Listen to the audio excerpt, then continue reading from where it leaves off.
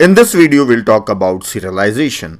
Serialization is a process of storing and retrieving the state of an object.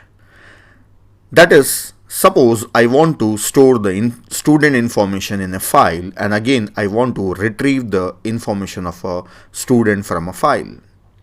So for explanation, I have a class called student which is having three members, that is name, roll number and branch. So let us first create the object of a student class, then I'll explain further. So student s1, and to this student I will say s1.name. I will assign some name, and in the same line I will write down s1.roll number, assign 10, and in the same line I will say s1.branch is cs. So I have initialized an object with name, roll number and branch.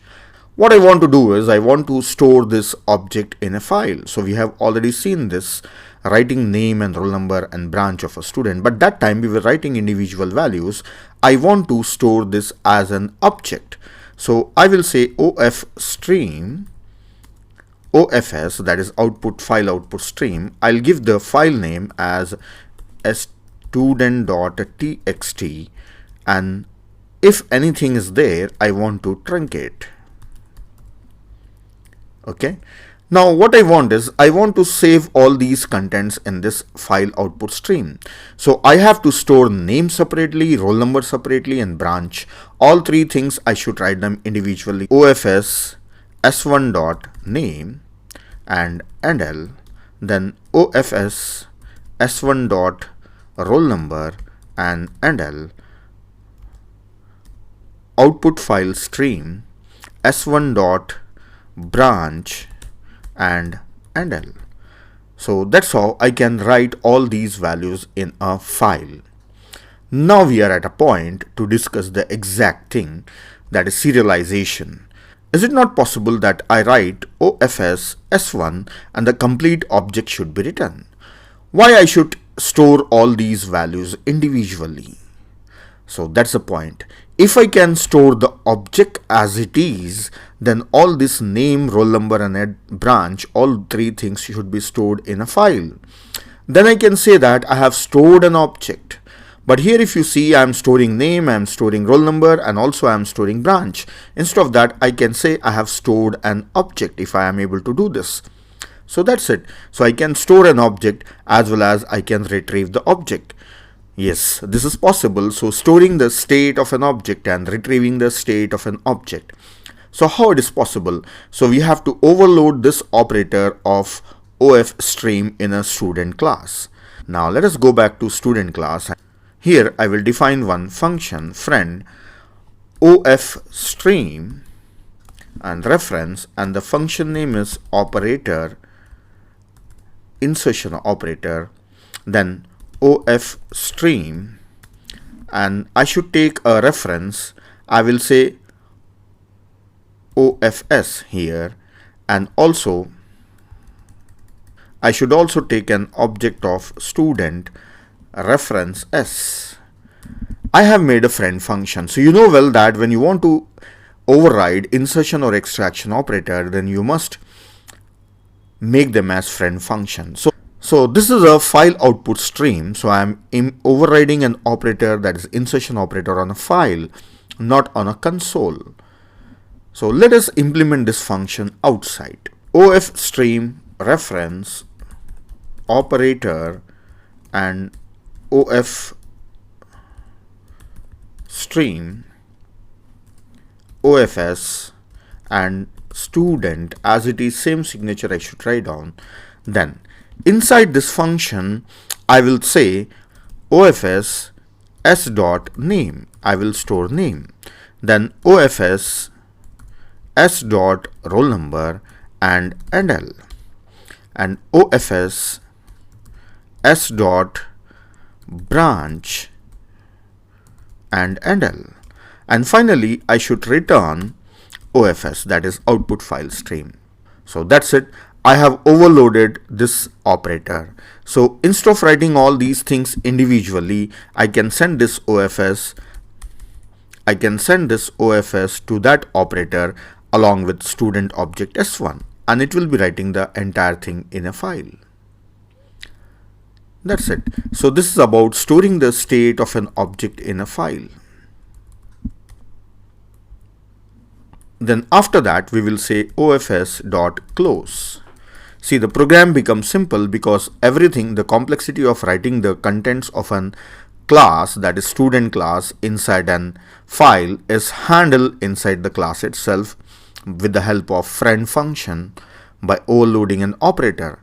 So how to store this student object? Who knows it better? Now this function knows it better. Now what the main function is doing, main function is creating an object of student class, initializing it and storing it.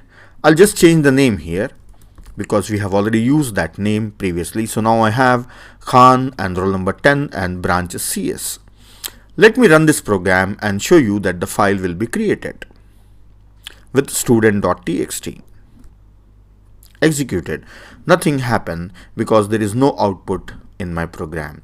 Let us go to file and project settings and check this folder where the file is created. Yeah, student.txt, you can see that the contents are written in a file. Khan, 10 and CS. That's all about storing the state of an object. Now let us look at how to retrieve the state of an object. I'll change the same program and show you how we can read the contents from the same file. So let us go to the main function. In the main function I already have an object, so I will remove this initialization part. I will not initialize anything. Now instead of output stream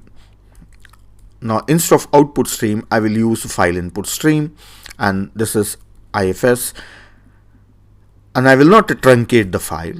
This mode is not required. Then I have to override extraction operator so that I should be able to say IFS S1. And I can read the complete object of a student. So that's it. This is the idea of retrieving the state of an object. I want the code to be so simple that just if I say IFS, that is file input stream, and S1, I should be able to read the student object. So for that I have to overload this operator. So which operator? That is extraction operator. So I'll do one thing. I'll copy this entire thing and paste it again. Pasted. So instead of file output stream, this is going to be a file input stream. So I'm making changes in this one. Now this has become for file input stream, and I will copy this one to overload this operator. Now here at last I should return IFS, that's there. Now I have to read the values. So I should say file input stream, that is file input stream, that is in IFS. I should say s.name, s.roll number and s.branch. That's all. I should read 3 values from the file. I should remove friend keyword from here. So I'm reading 3 values from the file here. So this is for reading the data from a file. So the file object will be sending here, and that file object will be reading the values into an object that is student S, and make sure that you have to make it as reference, otherwise the object will not be updated. Yeah, I missed one thing, that is this should be an extraction operator, so the operator label I did not change. So I have copied the same code and made modification. Now this is the overloading of file input stream, that is IFS, input file stream.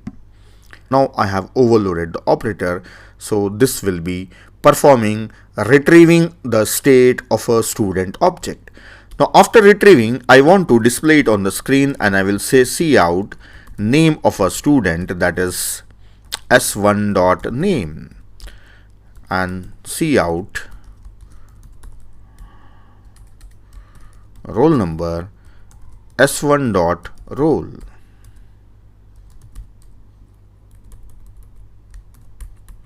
And here also I will mention NL.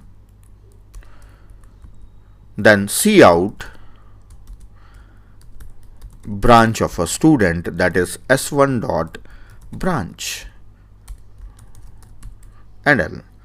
Now, this program will open this file and read the data from the file for a student S1, and it will display the content. Now you see the simplicity of a main function, all the complexity, how to store the data, how to retrieve the data of a student from a file is managed by these operators which are friend to this student class. These operators are there which are handling everything, how to write and read into a file, and their implementation is available here. This is writing the data which we have already seen in previous example. This is reading the data from a file. Now this should read a data from a file and store the contents in a student object, and those contents we should be able to see them on the screen. Let us run it. Yeah, I got the name Khan and roll number 10 and branch is CS. So that's it. This is so simple. The complexity of file handling is separated and it is kept within the class itself, and the main function is made more simple, and this we say that retrieving the state of an object from a file. So that's all about serialization. You can try this one, and any object you want to store and retrieve in a file you can use serialization. So for that you must overload these operators.